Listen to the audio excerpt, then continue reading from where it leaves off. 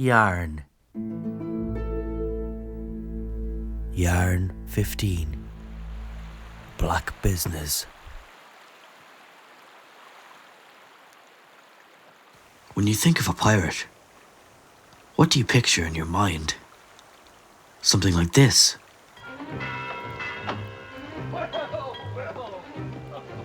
Silver's the name.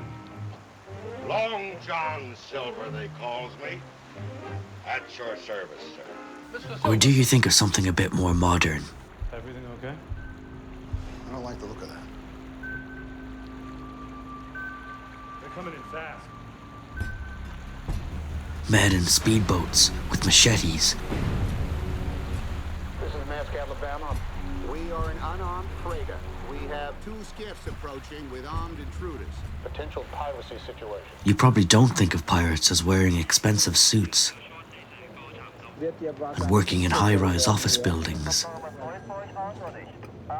In the 90s, the biggest pirates of Southeast Asia were impossible to tell apart from high-powered businessmen.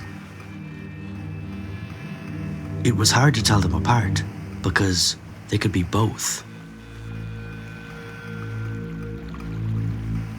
This is the true story of one of the most sophisticated pirate syndicates in Southeast Asia. The syndicate was run like a business. They had assets, employees, customers, lawyers, and accountants, but they operated outside the law, in secret, with little regard for human life. Locals called their activity Blak Binis. The dialogue you'll hear was taken from actual accounts and interviews. Part 1. Blak Binis. 5 a.m., December 2nd, 1998. The Hotel 88, Batam Island, Indonesia.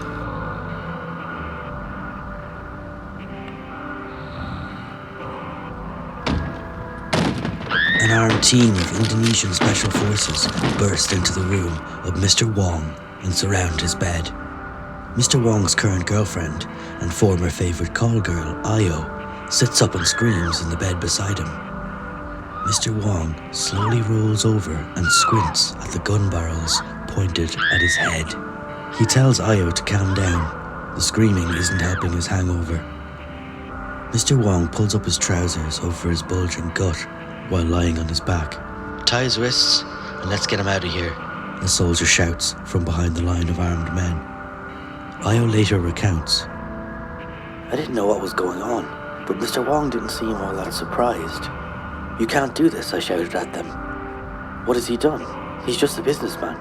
One of the men says, it's Blak Binis, honey. He's not who he says he is. They lead Mr. Wong out in cuffs, leaving Iias alone in the hotel room. Blak Binis is what it's called in these parts, but you probably know it by another name, Piracy. And they say Mr. Wong is the modern-day Blackbeard. To understand how piracy works in Southeast Asia, first you'll need a quick geography lesson. Between the mid-90s and early 2000s, 2 of the busiest shipping lanes in the world, the Malacca Strait and the Singapore Strait, also recorded the highest levels of piracy in the 7 seas. The Malacca Strait is a thin wedge-shaped stretch of sea between the western coast of Malaysia and Indonesia. It slopes east diagonally and tapers into the even narrower Singapore Strait. The Singapore Strait is only 19 kilometers across and cuts between the city-state of Singapore and 2 of the larger Indonesian islands, Bulan and Batam. From here, the ocean quickly opens up again into the vast South China Sea.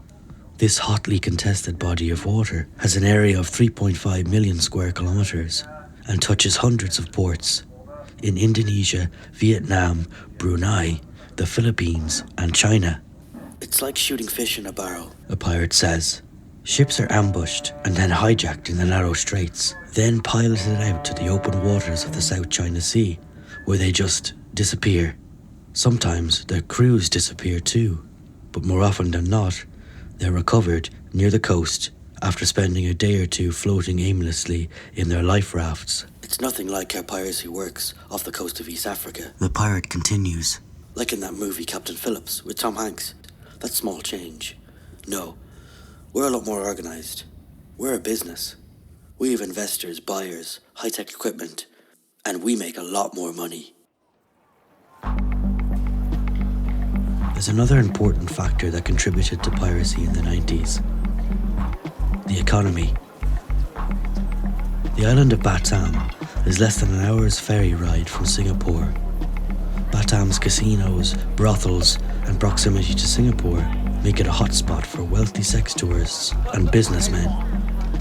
The Asian financial crisis of 1997 hit Indonesia hard and caused a spike in internal migration towards the growing city. The promise of jobs paid in the more stable Singapore dollar as a hotel worker, a kitchen staffer, or a shipyard docker attracted many young men and women to the city from rural Indonesia. By 1998, Batam was a city awash with unemployed migrants desperately seeking labour and heavily indebted businessmen looking for quick ways to cover their losses from the financial crisis. So Batam quickly becomes one of the key networking and recruiting hubs for piracy. That's the end of the geography and economics lesson. In 1998, Mister Wong's syndicate is just one of over a dozen known criminal gangs working the Straits. Wong is what you call a fixer. It's his job to spot targets, pull in investors, employ a pirate crew leader, brief a document forger, find a buyer, and once the job is done, make sure everyone gets paid, including his boss, the head of the whole syndicate. It's a stressful job. Io doesn't believe that her boyfriend, 20 years her senior, could possibly be a pirate. He just wouldn't be able for all that excitement. He's too boring. He works in shipping, yes, but he's always broke. If he was high up in a big pirate syndicate, wouldn't he have lots of money? I had to loan him $50 last week.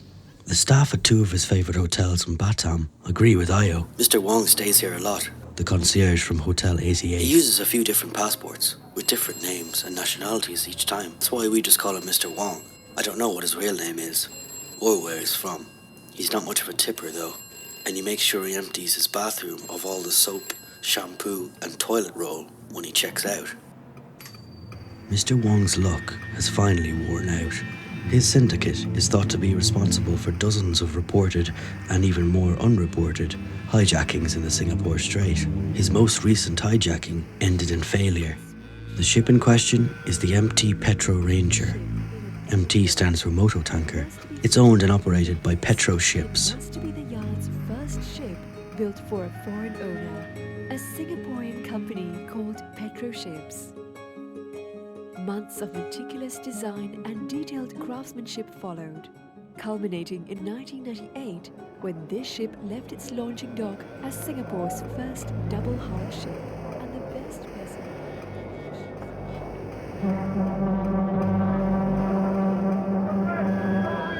On April 17th, 1998, the tanker was to set off from the port of Singapore, bound for Vietnam, with $1.5 million worth of diesel oil and jet fuel.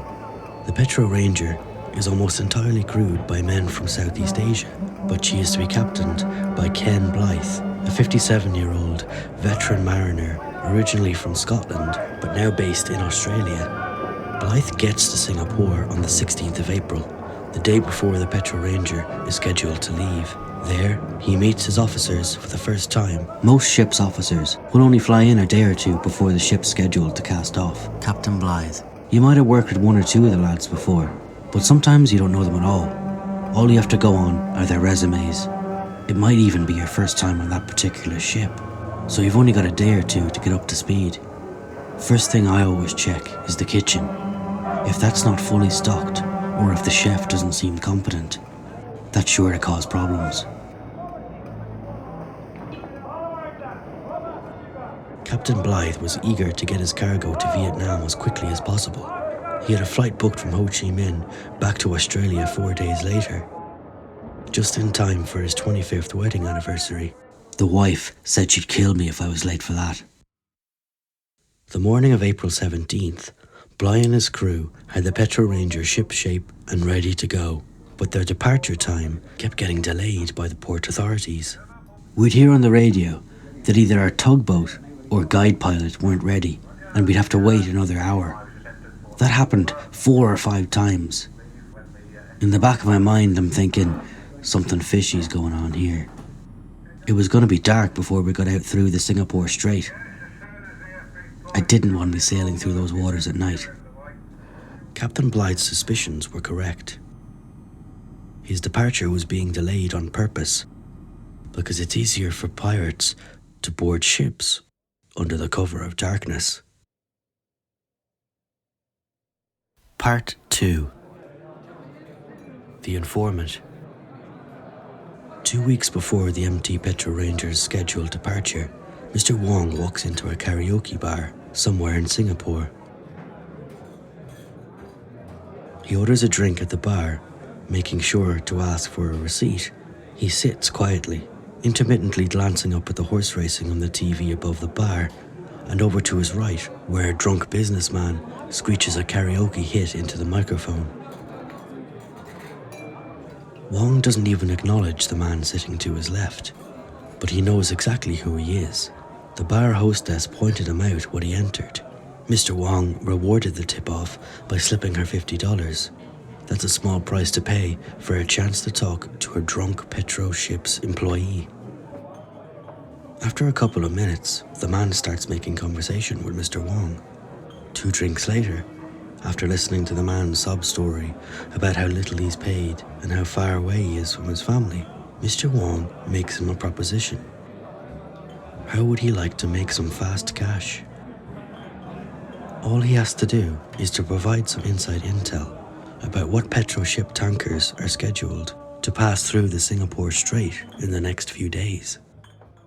According to interviews with other fixers, this intel gathering technique works about 50% of the time. Known harbour employees can be propositioned on a weekly basis. Other times, dock workers actively seek out fixers themselves if they hear of a particularly bountiful cargo scheduled to travel through the strait. Inside information is an integral part of Blak Binis. Pirate syndicates are known to pull from vast networks of informants. One of Mr. Wong's contemporaries, known as Captain Chengo, worked from his headquarters in the penthouse of a high-rise hotel in the Philippines. His network of informants was so vast, he could guarantee his team could hijack any tanker the customer chose. He called his penthouse window his display cabinet because it looked down on all the ships in the harbour. His customers would visit him and just point out the ship they wanted in the window. The ship will be hijacked for the standard fee of $300,000 US. Mr. Wong's style is a bit more low-key. His headquarters is aboard his own tanker, the MT Pulau Mas. The ship could usually be found anchored somewhere in the Singapore Strait. Wong directs operations from there, so he can make a quick exit out to international waters if he needs to. Part 3. The Forger. 2 weeks after sharing some drinks with the Petro ship's employee, Mr. Wong gets a phone call. Jackpot. Just like that, Mr. Wong knows the Petro Ranger's exact schedule. He knows her cargo, and he has profiles of all the officers and crew. He knows all this before the ship's own captain does. The Petro Ranger is scheduled to depart in less than a week. Mr. Wong doesn't have much time to assemble his team and find a buyer, but first things first, he needs a document forger. Why does he need a forger? There are a lot of ways to pirate a ship. Simply board the vessel and steal from the ship's safe and her crew, or kidnap the crew and ask for a ransom. But Mr. Wong's gang does none of these. His gang specializes in cargo and tanker theft by creating phantom ships. To pull this off, you need an expert forger. There are about 4 working in Southeast Asia. Wong's man is based in Hong Kong. He's worked with him for years, but they've never actually met in person. Mr. Wong gives him a call on his dedicated phone. He gives the forger the specifications of the ship he intends to steal. For a standard fee, the forger sends Mr. Wong back a set of pristine legal documents for a ship with the exact same specifications, except with a different name, a different flag registration, and of course a different owner. The Petro Ranger is to become the Wilby, a phantom ship. Part 4. The Boarding Team.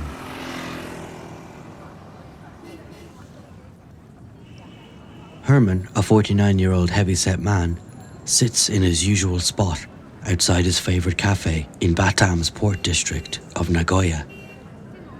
He leans back in his plastic chair as he smokes his third cigarette in an hour and drinks his second coffee of the morning. The street is full of other men doing exactly the same. Some sit alone, others congregate under umbrellas around cheap plastic tables. Herman's spot is close to the mosque, so he can quickly go and come back whenever he hears the call to prayer. No one dares taking his seat while he's away. Scooters whiz by or park up beside the cafes. All of these men are looking for jobs. This is their employment office. Herman is a veteran able-bodied seaman, but times are tough these days. He'll take anything he can get, legal or not so legal. He doesn't really see the difference. Brother, look over there. An anonymous able seaman interviewed in Nagoya. You see that? He points across the harbour. What is that? That is money. Singapore is very rich. You see, Batam? We are not like other countries. We are not like Singapore or America. We need to eat too.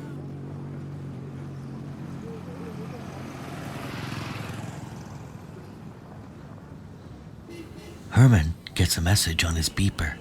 It's Mr. Wong. They've worked together a few times before. Herman is an experienced boarding team leader. Herman rushes over to the bank of payphones near his spot and makes a call. Mr. Wong tells him he has a couple of days to assemble a team capable of boarding the Petro Ranger. Herman lights another cigarette to calm himself down. Maybe he's bitten off more than he can chew this time.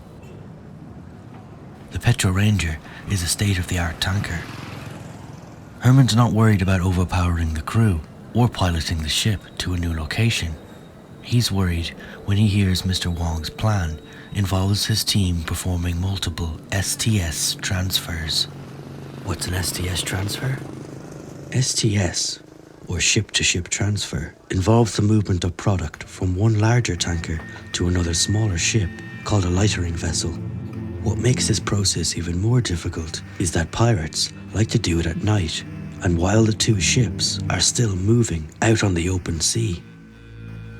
The pilots of the lightering ship need to be highly skilled to come up alongside a much larger tanker. They need to calculate the correct speed and angle of approach and predict any movement from the lead tanker. The men performing the transfer require a high level of technical proficiency. Breaking off after the completion of an STS without spilling product and leaving a telltale slick in the ship's wake also requires tremendous skill. The men Herman usually draws his boarding teams from have a different set of skills. They can ride speedboats, yield AK-47s and machetes, and crew large tankers, but they're not engineers or expert lightering vessel pilots. Herman will have to cast his net a little farther than the streets of Nagoya. But there's no need to bother Mr. Wong with this detail. In fact, Mr. Wong wouldn't want to hear about it. After all, recruiting the boarding crew is part of Herman's job.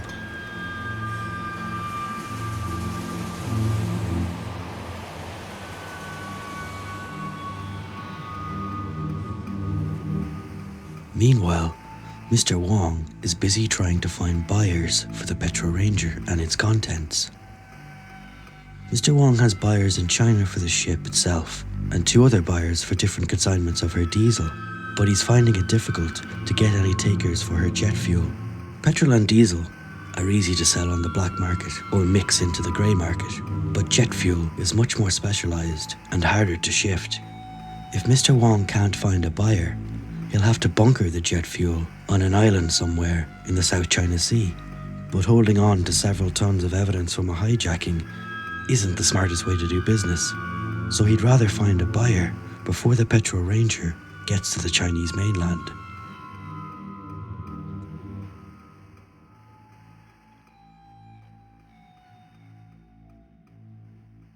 Part 5. Press ganged. It's the night before the Petro Ranger's scheduled departure. Herman still doesn't have the expert crew members he needs. He could force a few members of the actual crew of the Petro Ranger to perform the tasks, but that's risky. You only need one crew member to go rogue and mess up the whole operation. Herman has another idea. He'll just persuade some able-bodied seamen to join his boarding crew. Herman and his gang cross the Strait to Singapore. They'll make 2 stops during the night. Their first is to an apartment complex near the harbour. They wait in the darkened alley across from the building. The man they're waiting for finally approaches the apartment block. He looks a little drunk. Perfect. Herman's gang grab the man and drag him into the alley. They quickly gag him and hold him down. They've been watching this man for a few days. They know his job credentials. Their proposition is simple. Go with them now, and he'll return in a week with a bag full of cash. If he refuses to join them, Herman's team will go up to his apartment this instant and kill the man's wife and 2 young daughters. If the man tries anything funny during the hijacking, 1 phone call and his family will be killed immediately. Herman gets the answer he wants. "Welcome to the crew," he says. Herman's crew make 1 other similar visit over the course of the night. The second able-bodied seaman agrees to join them too. Some aspects of piracy never change. Press ganging is as old as maritime history itself, and it still works. Part 6. The Hijacking. It's late into the evening by the time Ken Blyth departs from Singapore Harbour. At 9:30 p.m, the Petro Ranger sails past the Horseberg Lighthouse. The lighthouse has stood on a rock at the mouth of the Singapore Strait for over 140 years. It's named after another Scotsman, Captain James Horseberg, who charted these waters back in the 1800s. Passing the Horseberg Lighthouse signals the Petro Ranger's departure from Singapore-controlled sea and her entry into international waters. Captain Blyth switches on the autopilot and goes down to his cabin for a few hours' sleep. He leaves 1 crew member to man the bridge, while the officer of the watch is stationed in the radio room.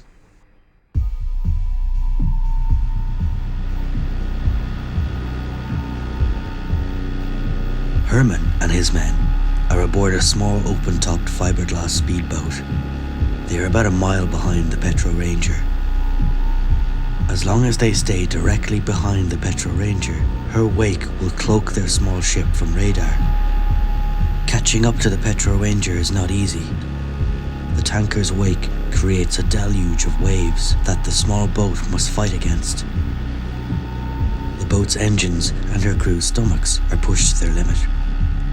The water to the left and right of the pirate boarding ship is dead calm. It will be so tempting to step out of the Petro Ranger's shadow and into the smooth water, but that would mean instant detection. The closer the boarding craft gets, the rougher the waves become. The pilot signals to his passengers that he's as close as they're going to get. The tanker's stern towers in front of them like a massive moving cliff face.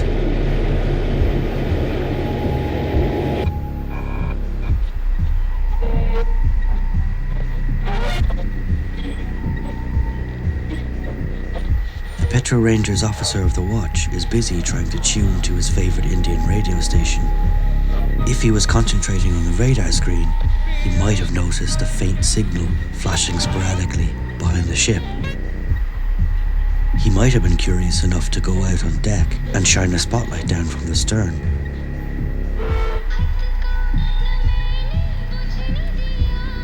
but he wasn't looking at the radar screen. He was too busy tuning his radio.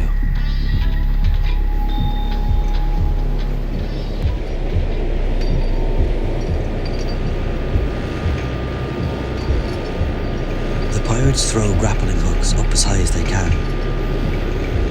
Once they're fixed to the railings above, they raise up 2 long bamboo ladders and rest them against the side of the moving structure. The ladders sway away and back towards the stern of the Petro Ranger. The speedboat pilot tries to compensate. The 12 men climb the ladders 2 at a time until they're all aboard the tanker. The speedboat cuts its engines and quickly drifts back into the darkness.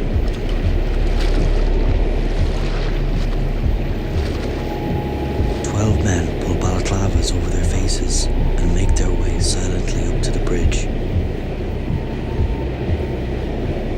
Herman and his number 2 are armed with AK-47s. 8 others carry machetes. The 2 press-ganged engineers are unarmed. They reach the bridge and thump the sole sailor on the back of the head. He falls to the ground unconscious. Captain Blyth's quarters are directly under the bridge. The loud thud on the ceiling wakes him up. Blyth throws his dressing gown on and opens the door. A gun is pointed in his face. The pirates wanted me to go around with the master key and round up the crew.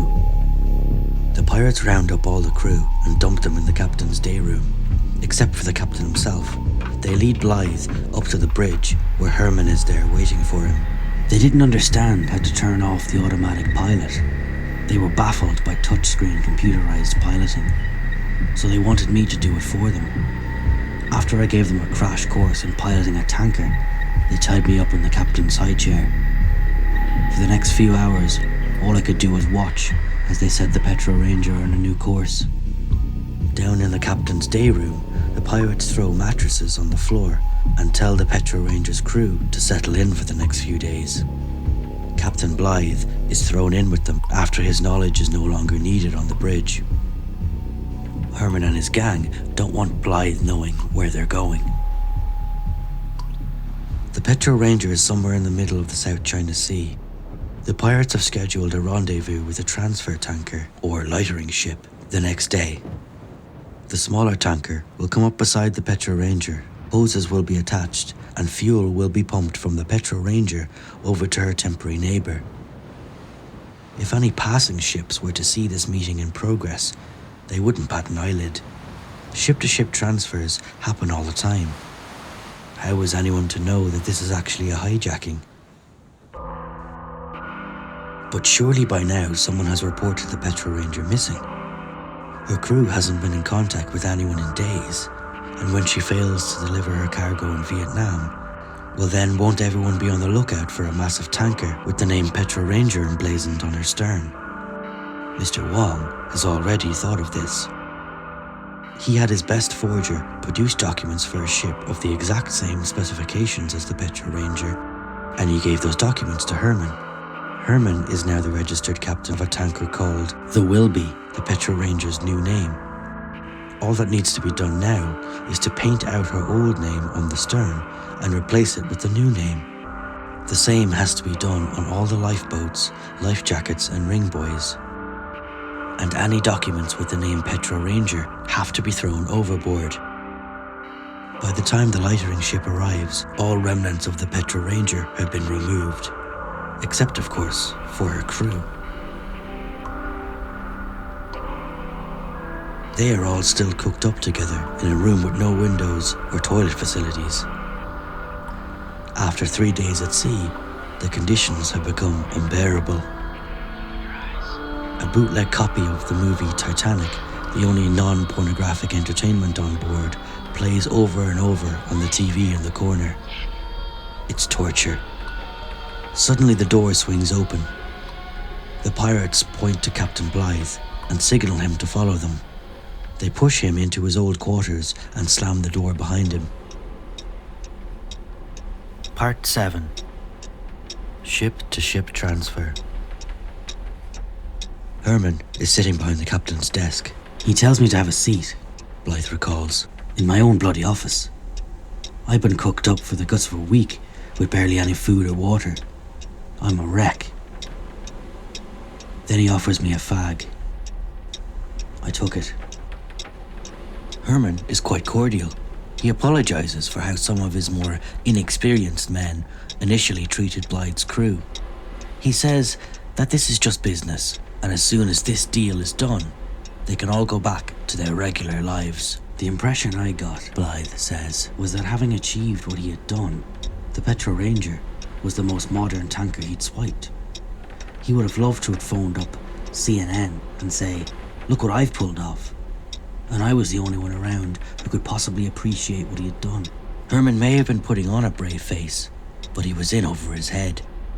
Even with the help of the 2 engineers he'd press-ganged, his crew were having trouble operating the tanker's complicated ship-to-ship transfer system. He needed the captain's help. One lightering vessel was currently pulled up alongside the Petro Ranger, with another one on its way. But Herman's men hadn't managed to transfer a single drop of fuel yet. Blyth and his chief officer agreed to help. If they don't, Herman assured Blyth he'd start executing crew members until the captain changed his mind. When Blyth gets out on deck, he notices the ship's new name. He looks out overboard, but all he can see is blue ocean. I had no way of telling where we were. There were no landmarks of any kind. We got started offloading the fuel. Myself and the first mate knew that as soon as we completed the job, the pirates no longer had any use for keeping us alive. So we took our time. We never said as much to each other, but we both knew. The Petro Ranger was now a few days late for its delivery date in Ho Chi Minh City, and she hadn't made radio contact of any kind in over a week. Surely the Petro ship's company had reported its vessel missing by now, but they hadn't. It takes several phone calls from Captain Blythe's wife until Petro ships acknowledge that they had lost contact with their ship. And it takes her threatening to go to the press until they finally register the Petro Ranger as missing. You see, shipping companies don't like to advertise if one of their tankers has been hijacked. If they lose contact with one of their vessels, the strategy is usually to wait. They wait a few days or a week, and either the crew will be found in a life raft by a fishing boat, or the shipping company will be contacted by an intermediary working on behalf of the pirates. This intermediary, usually a lawyer, will negotiate a ransom with the shipping company for the safe return of the ship, her cargo, or her crew. It's up to the shipping company if they want to get their insurer involved. Most shipping companies would rather not get their insurers involved because their premiums are so high anyway, and they don't want it to be known that their ships have fallen victim to piracy. But in the case of the Petro Ranger, nobody contacts Petro ships because there's nothing to negotiate. Mister Wong doesn't do ransoms. That's too messy. After Captain Blyth and his Bangladeshi chief officer finish transferring the first load of fuel, they're sent back down with the rest of the crew. The days roll by. Blyth and his chief officer are forced to help transfer another load. I was thinking, how many more times were they going to get us to do this? And what are they going to do with us when we're done? 13 days into the hijacking, Herman is wondering where the third lightering tanker is. It should have arrived by now. He orders his number 2 to get on the radio and see where they are. But Herman's number 2 makes a big mistake. Part 8. Big mistake. With the third tanker sailing around unable to find the Wilby, out of desperation, the pirate sends out a call for the tanker on a broader frequency, the public VHF frequency. The Chinese authorities hear it. Suspecting a smuggling operation, the Chinese hold back and wait to see what happens next. When the third lightering tanker arrives, the Chinese speed in.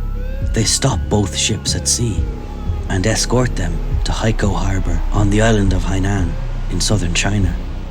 Captain Blyth, still locked down below, knows something is afoot. The pirates suddenly became a lot more jumpy. They were whispering to each other and running around like headless chickens. Something had them spooked. While the pirate crew pilots their tanker, the Wilby, to the Chinese mainland, Herman calls Mr. Wong on the ship's satellite phone. Mr. Wong answers from his pirate headquarters, a tanker anchored back in the Singapore Strait called the Pulau Mas. Wong has already sold the first shipment of fuel taken from the Petro Ranger and delivered it to a port in mainland China. He thinks Herman is calling asking if his cut has been deposited in his account. So Mr. Wong is in for a shock. Herman explains the situation. Mr. Wong tries to stay calm. Have the Chinese boarded the ship yet? Mr. Wong asks. Not yet, Says Herman. should I dispose of the crew? Not yet. Let's see if we can pay off the Chinese first. Mr. Wong hangs up on Herman and calls his lawyer. It's late, but he's still in his office at a prominent law firm in downtown Hong Kong. I need you to take care of some Chinese officials. Mr. Wong says. The lawyer grabs a pen and pad. What port? Haikou. Are they PLA or PSB? PSB, I think. Shouldn't be a problem. Let me handle it. There are two different Chinese agencies that patrol this region. The PLA, which stands for the People's Liberation Army, and the PSB, the Public Security Bureau. The agencies differ from each other in a few ways. The PLA can be distinguished by their green uniforms. They are the armed forces of the People's Republic of China. The PLA can be deployed anywhere in the Chinese state. The PSB wear black peaked caps and overalls. They are essentially local police. Each regional unit is semi-autonomous and more beholden to provincial powers rather than the state. The main difference between them that concerns Mr. Wong and his lawyer is that the PSB are much more tolerant of piracy and are a lot more open to bribery. This isn't to say that the PLA can't be bought either. It's just a little more straightforward with the PSB. As Herman pilots the tanker formerly known as the Petro Ranger towards the harbour, a PLA Navy vessel blocks her path and boards her. The PLA has just scooped the PSB. As far as they're concerned, they have jurisdiction now. They want to claim the credit for foiling a smuggling operation. Now Herman is regretting not getting rid of the Petro Ranger's original crew when he had the chance. The PLA take control of the tanker. They post men on each deck and pilot the ship into Haikou Harbour in full view of the waiting PSB. Part 9. Escape. In all the confusion, Captain Blyth and his crew are left unguarded below deck. Blyth doesn't know what's going on upstairs, but he realises this might be his only chance to break free.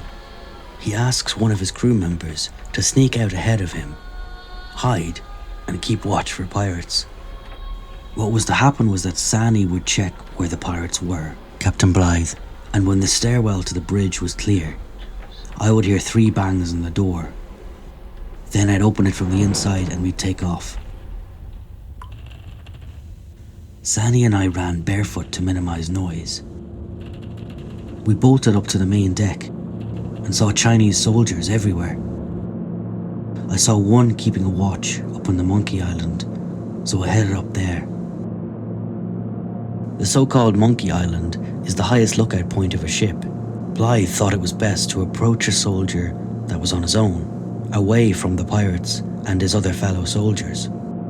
The soldier looks shocked at Blyth's appearance. The captain explains the true identity of the ship and its hijacking to the official. So the Chinese army came to the rescue. The ordeal was finally over. The captain and his crew could return home, and the pirates would face charges. Well, no, it wasn't that simple. Part 10. Interrogation. The Wilby, aka the Petro Ranger, is impounded in Haikou Harbour. Her actual crew and the pirates are forced to stay on board while the two agencies investigate. All the men are interrogated, first by the PSB and then again by the PLA. Mr. Wong's lawyer manages to work his magic on the PSB, but the PLA are proving a harder sell. The PSB want to charge them all with smuggling. The punishment, a fine and the repossession of the tanker. They say there is no evidence of a hijacking. The PSB don't allow Blyth to contact his employer to confirm his identity. If he just admits to smuggling, then everyone would be free to leave, including the pirates. Unsurprisingly, Herman admits to smuggling. He even produces a crew manifest that lists the names of his boarding team as part of the crew. It lists Herman as the captain and Blyth as his first mate. It's Herman's word against Blythe's. Captain Herman even arranges for the so-called fine to be paid directly to the lead PSB official. I kept telling them that they were the pirates and we were the actual crew, but they didn't want to hear it. For the next 30 days, the PSB and the PLA interrogate and re-interrogate Blyth. It was like good cop, bad cop. The PSB threatened me. They just wanted me to sign a statement. I had no idea what it said, that I was a smuggler, I suppose. The PLA lads believed me, but they seemed to be just playing for time. They must not have been happy with their bribes. They were holding out for more.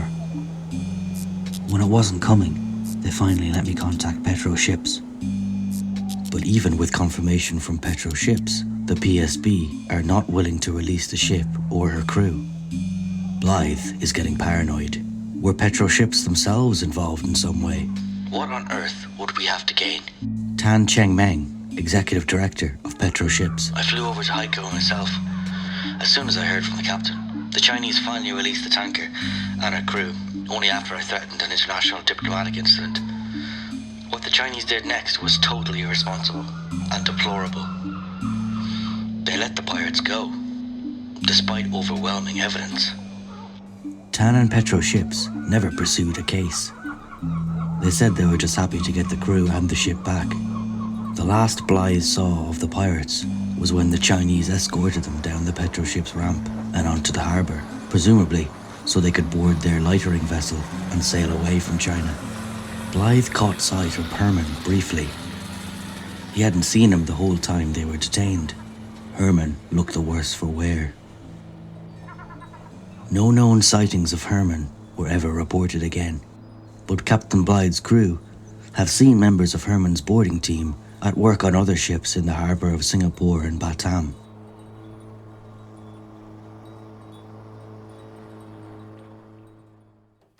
Part 11. Blackmail.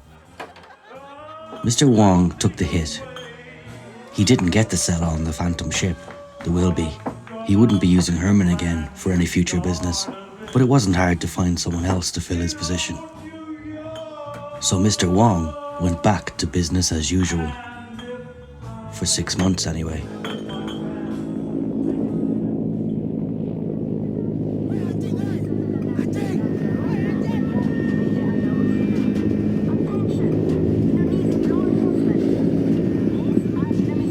In November 1998, his pirate headquarters at home, the Pulau Mas, was raided by a small team of Indonesian special forces. Wong said they had no warrant, no arrest order, and no right to board his ship. The officers uncovered a treasure trove of pirate paraphernalia. They found 15 pairs of handcuffs, 14 balaclavas, 15 automatic weapons, 3 knives, immigration and ship stamps, false ship's documents, ship paint, and various national flags. But they didn't find what they were really looking for: money. Mr. Wong said they were furious and demanded 50,000 Singapore dollars. He said he didn't have that kind of money. Then they confiscated his ship and gave Wong a week to come up with the money. Special forces tracked Wong down 2 weeks later in room 252 of the Hotel 88 in Batam. There was no mention of money this time. They just arrested him. Mr. Wong was interrogated by the Indonesian army. Wong said his real name was Chu Cheng Kat and that he's a Singaporean citizen. He had a passport to prove it. In a brief interview with the Nation newspaper just before his trial, Mr. Wong still denied the charges. He maintained that he was a legitimate businessman. According to his passport, He was 56. He said he had a wife who worked at a denim factory in Singapore, and that his 2 children were studying in Australia. He said he hoped his wife and children did not know about his arrest. As the trial progressed, the Singapore government issued a statement saying that the real Chu Chen Kiat is actually another Singaporean who had lost his passport a few years ago. They could not confirm whether Wong is from Singapore or not. Mr. Wong refused to provide another name. To this day, his real name and nationality remains a mystery. The business partners of Mr. Wong were even more mysterious. According to the International Maritime Bureau, the international network of Mr. Wong extended right up to the Philippines, Malaysia, as well as Taipei and Taiwan. The whole syndicate was thought to be led by Ling Sao Pen, a Hong Kong businessman. But Wong kept his mouth shut. He didn't provide any names of his partners or customers and insisted on his innocence. When asked about the handcuffs and face masks found on the Pulau Mas, Mr. Wong's defense attorney said it was normal for a captain to possess such equipment. A captain on board his ship also functions as a policeman, a prosecutor, and a judge, he said, adding that face masks are needed to work in the cold of night. On the 26th of August, 1999, Mr. Wong was sentenced to 6 years of solitary confinement. He was convicted of having supervised the disappearance of several vessels, including the Atlanta, the Suki, the Plagia, and the Petro Ranger.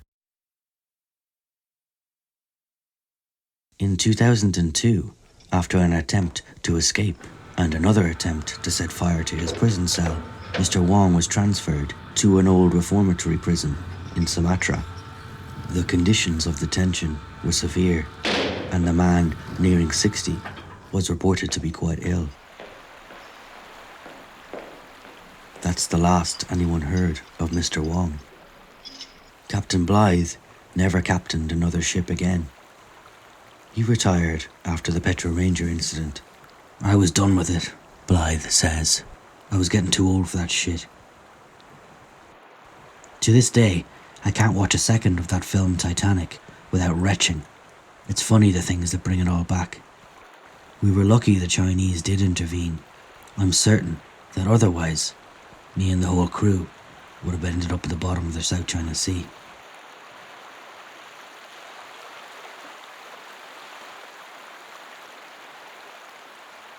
This has been a story for yarnpodcast.com. Written and narrated by John Roche. Original music by Drembot.